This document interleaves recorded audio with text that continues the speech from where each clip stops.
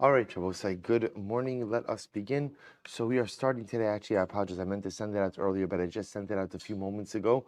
The Os Mem Tes from Reb Tzaddik, from Tzidkas Hatzaddik.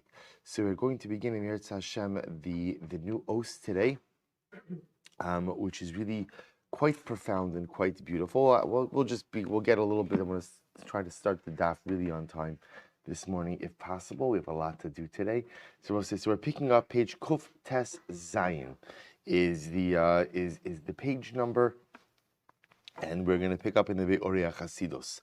So the Rebbe writes as follows. He says, Achar shehusker ba'os hakodemes inyan hashoshelas shal shnei hamashichim hayotzeis mima shenir lemaris ayin kilu hefach min hakedusha yisbaer she'adraba dafka mitoch mokom sheyesh bo tokef hayetzer hara misham yotze Hatzaddik v'hanaki biyoser. So Reb Tzaddik here is in the introduction. He makes a very interesting observation.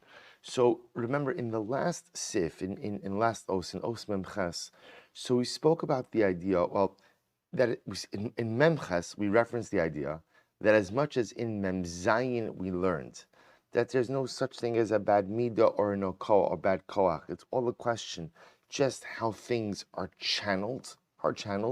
So in Memches we learned, while that's true, one has to be very careful with joining forces with a Russia, because the moment that one goes in and collaborates with a Russia, that undermines the effectiveness of whatever it is that one wants to accomplish. And Reb Tzaddik advanced two examples. Example number one was Yosef with Eshes Potifar. Example number two was Yehuda and Tamar. So even though with Yosef and Eshes Potifar, there was a divinely ordained union, right? Vaharaya, right? The proof to that ultimately was that Yosef was supposed to marry a woman from that family. It just wasn't the wife of Potiphar. It was Potiphar's wife's daughter, right? The daughter of Potiphar, Osnas.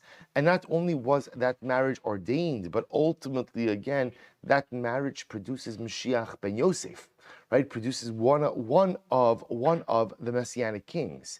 But yet, again, the reason why it could not work out with the wife of Potiphar, because that would have been a Meiser Rishus.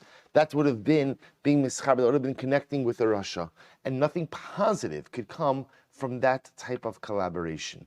Versus Yehuda and Tamar, where although the episode itself is certainly a strange one, and a very strange union, which produces the Melech HaMashiach, Mashiach ben David, at the end of the day, because it was an event which took place between two tzaddikim, between two individuals of righteous nature, therefore it was able to go ahead and produce a positive result. So the idea being, says Reb Tzaddik, that let's say it's very important, because sometimes in life we are faced with the need to collaborate with all different kinds of people in order to achieve certain results. The Rebbe telling us collaboration with the Rasha never works. It never works. No matter what you think you're going to get from that union, whatever you think you're going to get from that collaboration, absolutely never works. Sometimes when collaborating with good people, sometimes things, a person has to venture out of their comfort zone. That is true. That is definitely true. But a collaboration with a Russia never yields anything. Now Reb Tzaddik takes this conversation one step further. And I'm saying in Os Mem Tes, the Rebbe here says something absolutely amazing. So he goes on, he says, Kolecha mi Yisrael, Yeda, Yesh Ladasu Lahavin, Shedafka, we'll say, listen to these words. Every person should know the following. Shedafka bima, ba'osam ha-kochos, sheyitzro tokfo, u'miskarbra alav biyoser, u'masis es ha'odam l'shtamish bahem la'asiyas ra, Harei zemelamed shuhu be'etzem kli muchon le'inyon tikum osam devarim va'kochos. So let's read the words, and then we'll expound on them just a little bit. So the Rebbe says every person should know. We'll say most of us struggle with a number of things. Okay, that's the nature of being a person. But I would venture to say that most of us have one particular avera with which we struggle with most. Right? That thing, however, it's only one thing, right? But that one thing that is my greatest life struggle. It's usually the thing that I do tshuva for every single Elul, and Yamim Noraim, and make a plan of action. I'm never going to do it again. And it's usually the thing that I suffer the relapse from over and over and over. And it could be the same thing that I've been struggling with for years. Again, I make advancement, I fight, I put up the battle, and again, I stay on the wagon for longer amounts of time. But there's that one Aveira that I struggle with over and over. This is the Shiyitzur Tokfo. There's something that again, my Yetzer pulls me to, Biyoser. He says, so the Rebbe says, listen to this. The fact that I have that weakness, and the fact that I have this ongoing struggle, Zemelami Chehu Be'etzem Kli Muchan Le'inyan Tikun Osam Dvarim V'Hakochos. We'll say, listen to these words, and then we're going to have to spend some time in future shiurim explaining it. The fact that I have the struggle indicates to me that I am a kli, I am a utensil that is ready to fix those very things which I struggle with. The fact that I have the struggle highlights the idea that I have the koach to overcome them as well. V'hu muchshar v'ra'i biyoser lios kochos elu nikiyim v'zakim etzlo. Sirbo said, the truth is, it's an amazing thing to say, but it's not such a chiddush, because this is really what the Rebbe was teaching us in Os Mem Zayin. Right? So in Os Mem Zayin, we were already learning this concept that halacha l'maisa, there's no such thing as a good koach or a bad koach. There's just a koach. And it's a shayla, everything in life is a shayla of how you use it. So if I have a particular type, remember what the Rebbe says, kas, taiva, whatever it might be, if I channel them in the wrong way, of course, that's Averis. But if I rechannel it in the correct way, even kas, according to the Rebbe, not everybody would agree with this, but even kas can be used in a constructive fashion.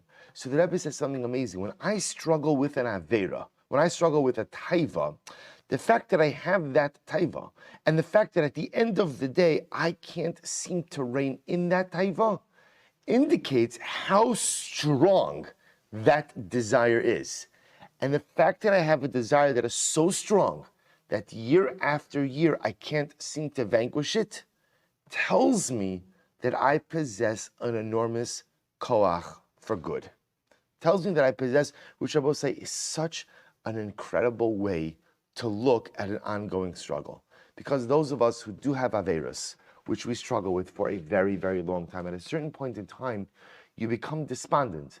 And you're almost ready to say, you know what, like, I can't, it's exhausting to spiritually struggle. It's exhausting, you know, to go ahead and constantly fight against an Aveira that I had do over and over and over again. And at a certain point in time, a person just wants to say, you know what, done. I'm good in other areas of life. I lost this battle, and I can't fight anymore. And the Rebbe here gives us so much hope, because he says, no, the very existence of the ongoing Aveira, the very existence of this battle that you think you can't win, indicates that you possess all of the koach necessary to become a holy and pure person. Again, it becomes a shayla ultimately of rechanneling. So what we're going to see in Seif Mem Tes, we'll have to stop over here for today, we're going to see in Os Mem Tes is kind of that which the Rebbe described in the abstract, in Mem Zayin, that there's no such thing as a good koach, bad koach, just how you channel it. Here the Rebbe is going to show us lemaisa, how to actually put that into practice. We'll stop over here, pick up again next week.